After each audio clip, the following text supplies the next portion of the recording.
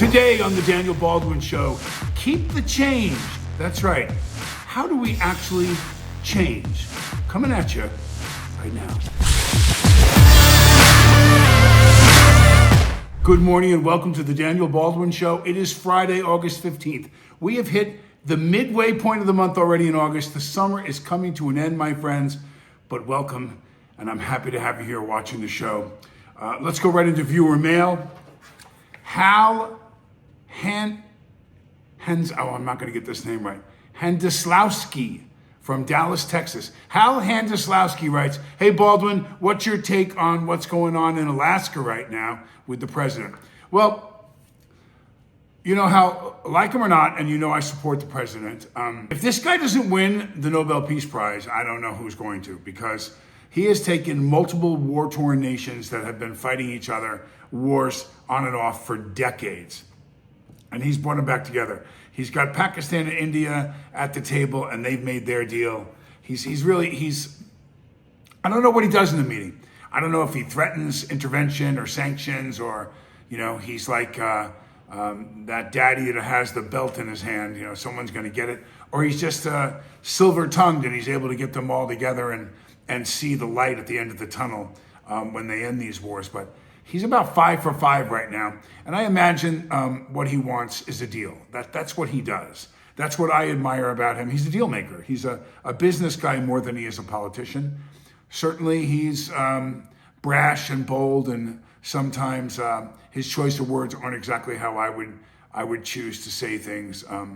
But he gets the job done. He's effective, and I think that's what I want. I don't need to love my president I need him to do the job and protect our country and get it all done. And he's a deal maker. So I imagine, I think by this afternoon, he'll have some type of deal package put together that he'll bring to Zelensky. I doubt it's going to be Putin that's going to go. So it'll be the president and his team that will bring it to Zelensky. And, I think it's going to have something to do with giving up some kind of land. And I'm not sure what kind of concessions that Zelensky is willing to do, and what the Ukraine would see as amenable, as far as what they'd be willing to give up. But hopefully what we can do is stop killing young men and women. That's what I think the real goal is here. So however he can do that, if there's anyone on the globe right now that can do that, and he went on to say in multiple other talks that had it not been for this Russia hoax thing, dialogue between him and President Putin, the premier over there in Russia, was pretty good. I think they both, I don't know how much they love each other, but I think they respect each other enough to get a deal done. So let's hope that that's what happens in Alaska today. Looking forward to seeing the news tonight and finding out exactly what goes on there. Today's show, I entitled "Keep the Change," a little spin on, the tip words that would be used. In a restaurant, when you throw the money down, you just say "keep the change." But the show's about changing. The show is about the longer you're in a role, the longer you've eaten a certain way, the longer, for me, let me explain what I mean by that. When I got diagnosed as a type 2 diabetic, and I didn't see the effects of it as much as I do now, but I had to change. I had to change something of my eating, which is, you'd be surprised how hard that can be. I'm very used to having a bowl of ice cream if I wanted, or having dessert at the end of a meal, and consuming sugar and things in foods that are more sugary than and your drinks, Gatorades and stuff that I would pound those kinds of sports drinks, 4 or 5 of them a day in the summer, the big ones. And no, there were 39 grams of sugar in each one, and they were killing me, literally killing me. My AC1 was over 11. So it wasn't good. It wasn't good, and I still struggle with it. I go in and out of it now with the food that I eat. So let me read this for you. I did some research, as I usually do. Change is often difficult because it requires individuals to step outside their comfort zones, disrupting established habits and routines. This can trigger fear of the unknown, and the brain may perceive change as a threat, leading to anxiety and resistance. It would read it as a threat. I can see the uncomfortable part, but I never really digested that thought, that change was threatening to me. Because I know that when I feel threatened, I'm the type that coils like a snake. I get back and I wait to strike, verbally, physically, throughout, my history. I had the great Gerald Rosansky, Dr. Rosansky was my psychiatrist. I got to know because he was accredited for helping Steve Howe, the first lifetime banned baseball player, to get sober. And so he helped me get sober, Dr. Rosansky. And he said, you're a pouncer. And I said, a pouncer? What do you mean? He goes, you're the type that waits like the tiger that waits up in the tree looking down, waiting for that opportunity, to pounce on things in your life. And I never really saw that, but it was true. It was true. When someone wronged me, I didn't react right then and there. I waited. I waited for an opportunity to take advantage of my position over them or whatever. It was not a great attribute. It wasn't something that I was proud of, but it was proper identification of a character flaw that I have. Fear of the unknown. Change introduces uncertainty and unpredictability, which can be unsettling. Our brains are wired to seek stability and consistency, and the unfamiliarity of a new situation can trigger anxiety. So I have to say that for me, failing at eating better, failing at getting healthier, failing at losing weight and things that I would set as a goal before myself, I was anxious over those things. I was told by my doctors, if you don't do something about your diabetes, there's going to be repercussions for you in your 60s. I'm in my 60s now. So I still, monitor my sugar every day. I have insulin. I have not mastered this by any means, but the anxiety of feeling like I have a beautiful young wife and a 2-year-old son along with my other children, and that if I don't get this right, I'm watching people around me pass away, people my age, people younger than me. And so there's a lot of anxiety about that for me. There is. I would be lying to say I don't think about that. Breaking habits, breaking established routines and habits require conscious effort and can be emotionally draining. It involves overcoming ingrained patterns and developing new ones, which can be a significant challenge. Now, I know that to be true, and I want to encourage you if you're trying to make changes in your life. As many of you know, I'm an advocate for sobriety. I was freely given by very, very famous men who, in the rock and roll business and in the acting business, way more, established and famous than I have ever been. I consider myself more a working actor than being really, really famous. I have some brothers, one brother in particular, obviously, who's very famous, but I've had my runs in success and have done well. I'm quite happy with that. But I'm talking about big, huge rock and roll band guys that, the minute I played a song, you would know who it was. And they came to me and they offered me help because someone had offered them help. Even though they were very wealthy and even though they had a lot of fame, they couldn't figure out this drug and alcohol thing. And so I was just another alcoholic, and they helped me. And they helped me free of charge. No one wanted anything from me. But what they did hope would be that I, when it was my turn, would be there to help others. And I have been there. I've done hundreds of interventions and placed people into recovery and spoke, flown all over the world to speak about, my experience, strength, and hope when it comes to alcohol and drugs. Some people in my position that are on television and in films don't want to talk about that because they think it's going to damage their career. And the fact of the matter is, people know. They know when you're not doing well. It's more apparent than you think. And so I kind of threw that whole mask away, and I stripped myself of that and did what the guys before me taught me to do. So One of the things I often say to a young alcoholic or addict is, you have a basket of behaviors, and that's just what you do every day. You get up, and you're not an early riser, you get up at 10, 11, and then you go you eat your cornflakes, and then you go to the gym, and then you go, whatever it is you're doing. When you're getting high or drinking, your basket is probably full of things, a lot of things that you shouldn't be doing.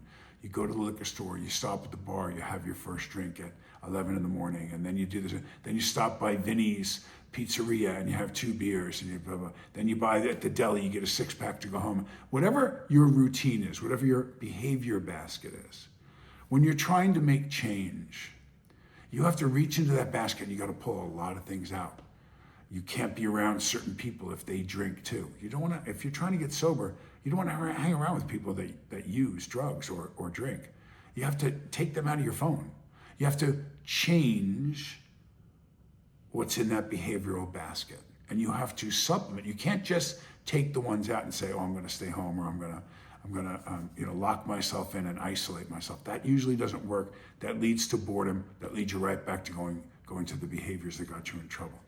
True change, true behaving of the behavioral basket has to do with supplementing new things to do.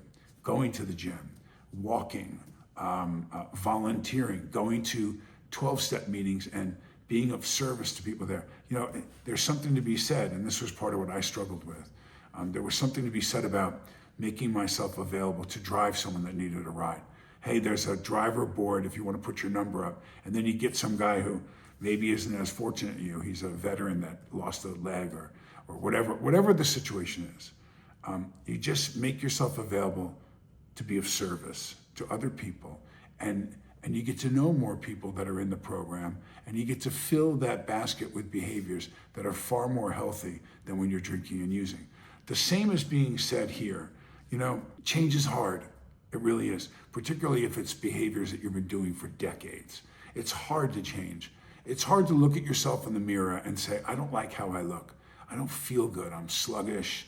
You know, I'm older now for me, so I don't move like I did when I was 30. But I still don't have to feel not well or ashamed of how I look because I've gained 20 pounds and I want to knock that off. And how do I do that? And you get into this kind of cycle of anxiety and almost semi-depressed and you find yourself eating worse and eating later and eating, pizza. Like I have no right to ever eat a piece of pizza again. Now, does that mean that there won't be an occasional treat that once a month I might have a slice of pizza? Might be. If I only had 12 slices of pizza in a year, that'd be pretty good for me. The problem is when I go eat 3 slices twice a week and that grease and the cheese and the bread, and it's just not in my vocabulary. It's not in my basket anymore. You got to take things out of that basket, even if it's been something that's been in there a long time, even if you really, really like it, if it's unhealthy for you. You have to take people out of your basket. You really do. Listen, I have, relationships in my life that have been with me for a long, long time. And sometimes whenever I see this person or these people, or I talk to them, or I talk about them, or I hear about them, I immediately get a little stiff. Immediately get a little anxious. I may love them, I may care about them, I may admire certain things about them, but they're probably not good for my overall health, and they're not good for my overall emotional and psychological welfare. So you have to limit what you do around those people. If they're not there for you, if they don't make you feel good about yourself, if you don't feel good in their presence, then why are they there?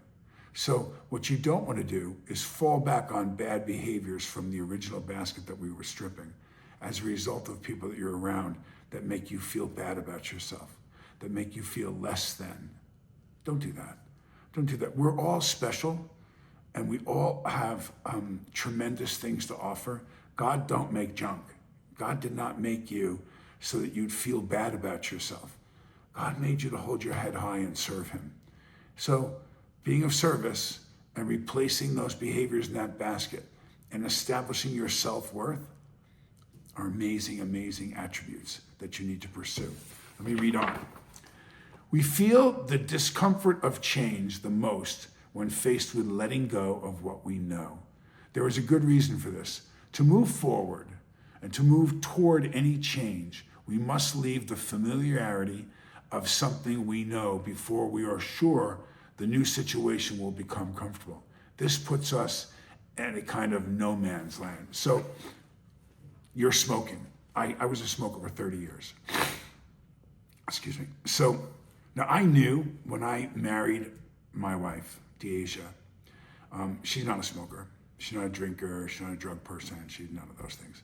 She's quite amazing, actually. But she said to me, she never said anything to me in the beginning. She waited to, I think, observe it. She's kind of one of those people that likes to take the information in. And she said, you really should probably try to quit smoking for your health reasons. We have a child now, and I want you around a long time, and I wish you would look at that. She didn't pressure me. She just put it out there straight up. And you know what? I could feel the result. I was starting to feel the result of 30 years of smoking cigarettes. I had a little shortness of breath. I couldn't run for a very long distance. I found myself, when I played a sport, winded earlier than normal. And I heard this little rasping in my, it was almost on the bottom of my throat and my lungs, when I was breathing. And I knew I had to act. I had to do something about it really quickly. And so I made a couple of attempts where, my wife held my cigarettes and dispersed them to me. She had a field day torturing me. She would hide them. She would, well, there might be one in your office, but do you know where? And like an idiot, I'm climbing around the office going, Des, tell me where it is, And finally one day I said, what am I doing? And I turned the button. I hit the button. I talked to my wife and people around me about having that button that I have. I am one of those people that has that button. I can just go and hit a button, and I will completely eliminate a human being from my life. I will just walk away and say, I'm not. So I made a deal with, for me, the most powerful entity is God and then my wife. And so I said to God, if you can give me the strength, please, to stop this, get me through this first couple of weeks. I will never smoke another cigarette. I will never take another cigarette in my mouth. I did the same thing with a few other things in my life where I just said, I pushed the button and I made a deal with God. I said, please, God, protect me and help me. And I said, I'll never do this again. I promise, I swear. And I didn't. I haven't had a cigarette in years. But it took me to a place that no man's land that they're talking about in this piece that I just read is the moment you make that decision and the next couple of days where you're putting it into action, where you're questioning yourself, can I do this? Wondering, how am I going to do this? The physical need for a cigarette, that was hard. That was harder than anything I ever quit before. Not being able to have a cigarette, the cravings that I felt for it. But I knew I had to change. I knew that my life probably depended on whether I was going to develop. My father had cancer. Cancer runs in my family. I did not want to end up dying at 65 or 70 or whatever. I want to live. I'm one of those guys going to hang in there till I'm 110. Watch. So I'll be annoying you on the radio, on TV, on podcasts and movies for a long, long time. You've only seen about half, a little over half what I'm going to probably do.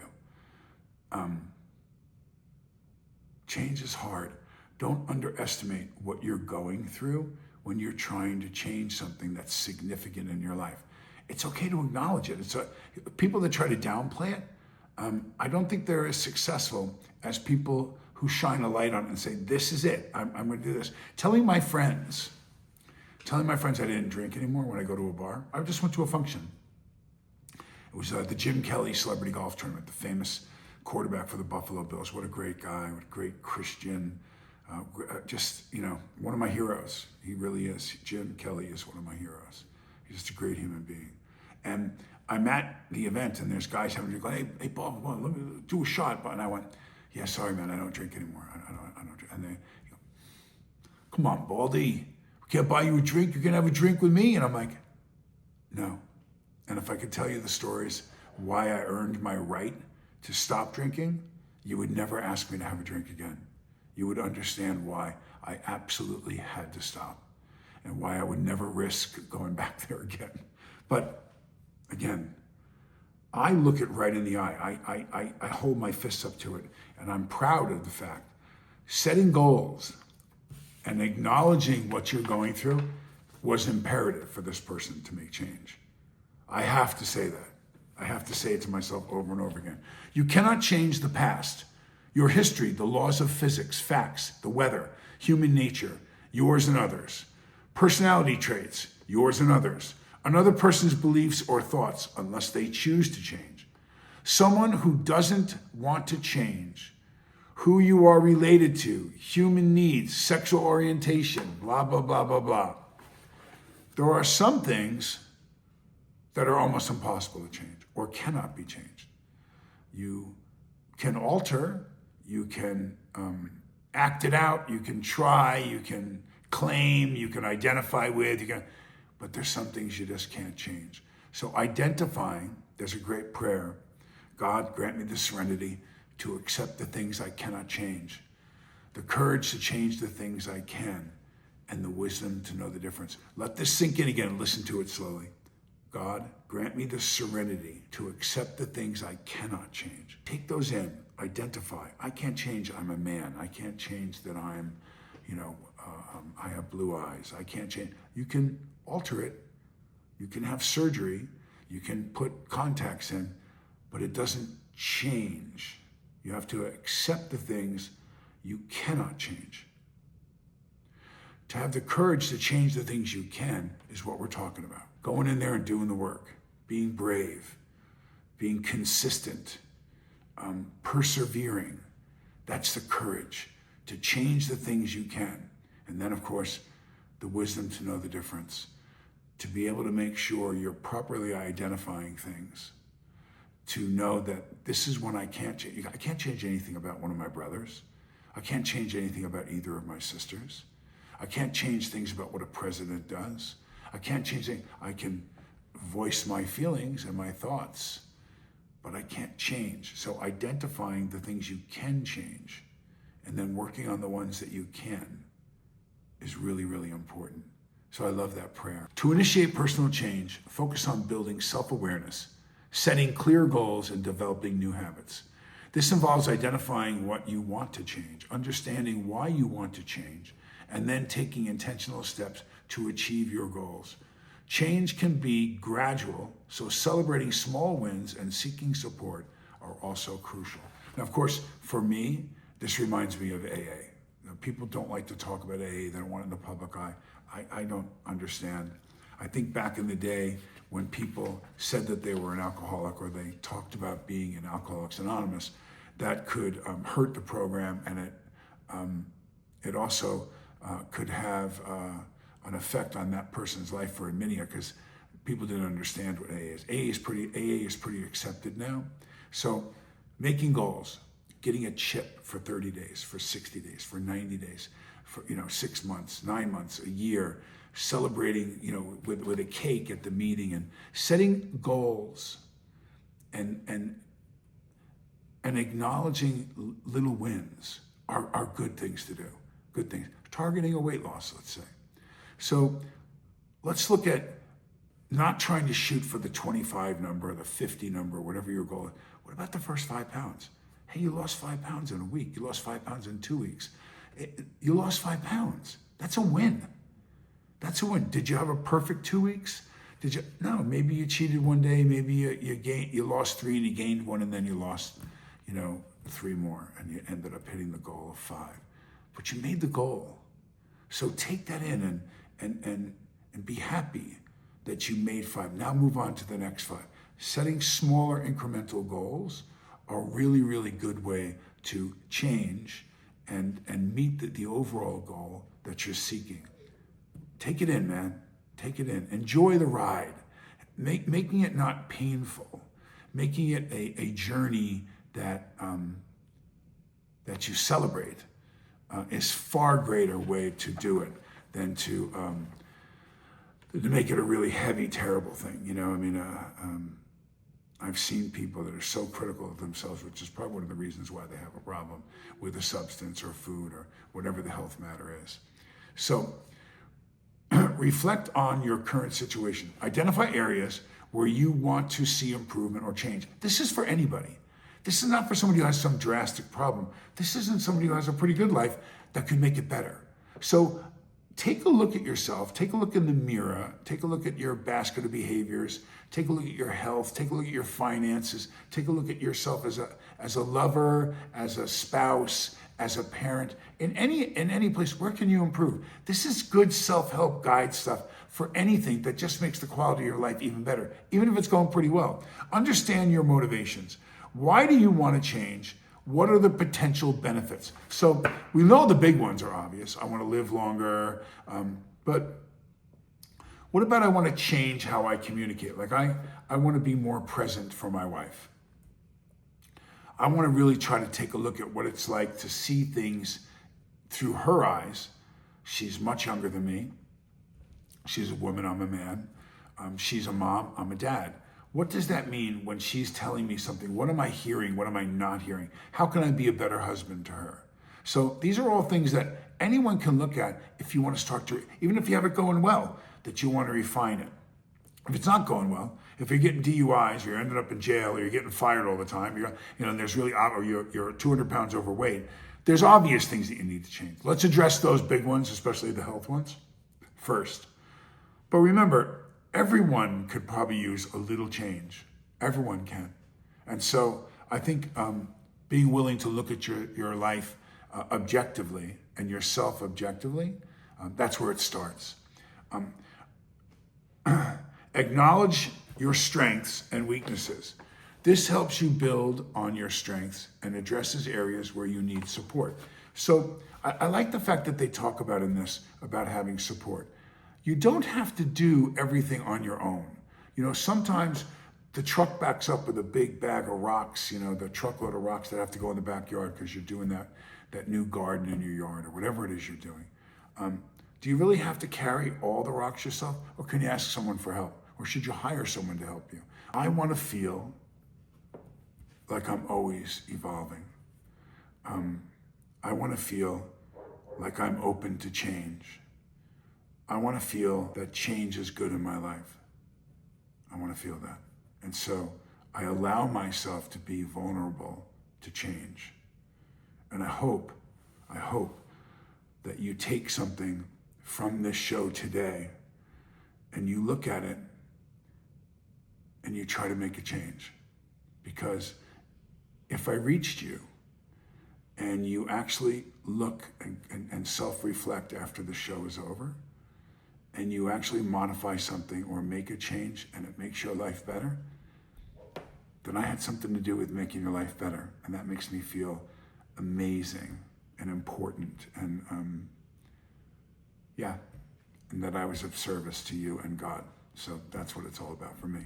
So I thank you so much. If you could, I know I ask this most shows, I get reminded to say this because I forget to say it. If you could subscribe, hit like, and share the show. Tell other friends about the show. I love getting the emails and I love getting the messages on TikTok. TikTok, we kill it. So TikTok is great. But more people subscribing to the show and more people writing into the show, your comments and things that you think, man, it means a lot to me because then I get to hear what you really want to talk about or where you disagree with me. Maybe I didn't say something the way you liked it or whatever. And I'm okay with that. I'm willing to look. I'm willing to change if I see where that benefits us. So subscribing, liking, and sharing is so cool, man. I really appreciate you. And as I always do, I'm not sure how many non-religious podcasts end every time in a prayer. And I've gotten a lot of people say, oh, you pray at the end. I think that turns a lot of people off. Wow, I'm sorry. You can always turn I'm going to pray now. So you could turn it off. Or if you believe like I believe that God is in all our lives and really, really the most important thing in our lives, then you'll listen to the prayer, pray with me, and celebrate life and service to Jesus Christ. So, Lord, thank you, Lord, for the guidance that you give me every day and for the protection that you put over me and my beautiful wife, Deasia, and our children. God, I reach out to you today and I ask you, please heal what's going on in Russia and Ukraine, and have these great men and their minds meet together now. We need peace and stop the death of these young men and women on both sides. So President Trump, who has led us into Alaska with President Putin, and now they will reach out to President Zelensky in hopes that we can finally end this bloody war. So God, I ask you, Lord, please help us achieve that. And please continue to guide and protect all the people that watch our show, all of our friends out there. In your name we pray, amen. So that's the show. I've been shortening the shows up a little bit because I know that we're all very busy, and I'm trying to get to the point quick and talk about subjects that are interesting, I hope, and that maybe being a little more concise. So let me know what you think about that. Or maybe I'll do like an extra something else during the week as we continue to grow in our audience. We've got a lot of people that are watching the show now. So, and a lot of people that watch our shorts. Our shorts, millions and millions of people are watching our shorts. So that's a blessing and a great thing. So I'm learning so much about the technology. I don't always know what's going on, but I have to ask my wife all the time, what does that mean? What does that mean? And she looks at me like, Daniel, this, and I go, oh, okay. I don't know. I'm open, man. I'm open to learning. God bless you guys. Have a great weekend. I will see you on Monday.